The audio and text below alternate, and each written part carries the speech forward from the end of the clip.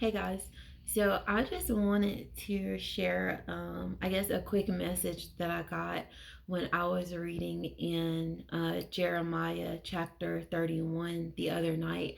And it's from Jeremiah 31, verse 38, where the Lord is saying that the day is coming when all Jerusalem will be rebuilt for me, from the tower of Hananel to the corner gate.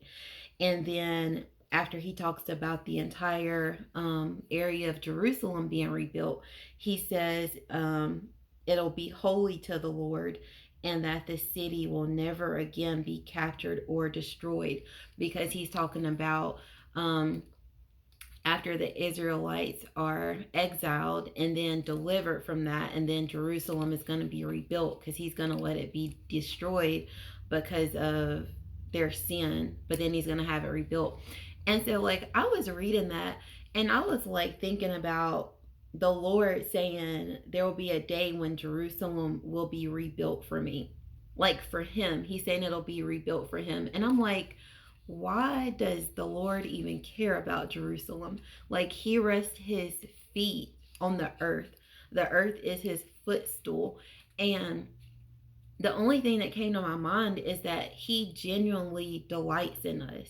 He genuinely delights in his creation, because his throne is in heaven. He rests his feet upon the earth. He doesn't need Jerusalem to be rebuilt. He doesn't even need to anticipate anything that we do here on the earth. And so it just has to be a genuine delight that he has in his creation. And so I was sitting there and I was thinking about that, and I was like, but why? Like, we hear that the Lord delights in us, and I think it's hard to grasp sometimes because we're so sinful, we mess up so much, and God is holy and he sits in the heavens. And I'm like, why does he delight in us so much? And then I thought about what King David said in Psalm 8 4, where he asked the same thing. He was like, actually, it's Psalm 8 3, and I want to say through 5, where King David says, when I look at the night sky and see the work of your fingers, the moon and the stars you set in place, what are mere mortals that you should think about them? Human beings that you should care for them. Yet you made them only a little lower than God and crowned them with glory and honor. And so even King David pondered that. Like, what are we, the beings that you created from dirt, like, what are we that you should think so much of us? What are we that you should get a genuine delight in us? What is our cities and stuff that we build that you should take delight in it when you rest in the heavens? And so the only thing that I could think of for an analogy is Legos. Like, so some people are really into Legos. I'm not one of them, but some people are like really into Legos, like building the little villages, building putting like detail into the buildings of the Legos, like the villages, the little plastic people. And those plastic people can't do anything for the person that's building it. But so the person isn't necessarily getting anything out of the Legos. The Lego people can't do anything for that person. The person can't live in the Lego village, but he gets genuine delight from building it for some reason.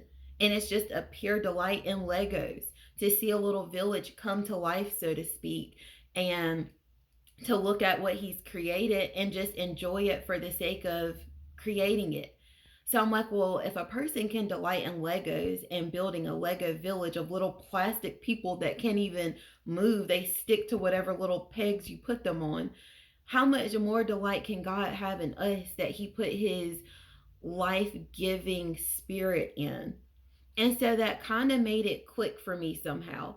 And I was like, if a person can delight in Legos, then God can absolutely, genuinely delight in us, in our coming, in our going, in our sitting with Him, in our ponderings and failures and all that. Like, He takes delight in His creation. Like, He just genuinely delights in us and loves us. And I don't know why Legos came to my mind. It just was the only thing that kind of um was similar to something that could be built but yet could do nothing for the builder. We can't do anything for God technically that he can't do for himself. Like, we can offer him worship, praise, and honor, and bring him glory, sure, but technically he doesn't need us to do that. He can bring his self glory, honor, and whatever. He doesn't actually need us, like that person building the Legos doesn't need the little Lego people or village. So for some reason that kind of stood out to me, and it gave me a different insight and view of God's like genuine delight in us. Like, the God, the creator of the universe, the maker of the moon and the stars, the heavens and the earth, in us, little old us, he delights in. So it encouraged my heart and actually brought a smile to my face, and my spirit was lifted thinking about how God can delight in me and he delights in you too. So I wanted to share this because I hope that if someone out there is not feeling like God genuinely delights in you, he does. I want to encourage you to read that Jeremiah 31:38. I want you to read all of Jeremiah, honestly, because it's a proof of how God delights in his people, even in spite of our failures and shortcomings. And then go back to Psalm 8, where David was even asking God the same question: how could he delight in us so much?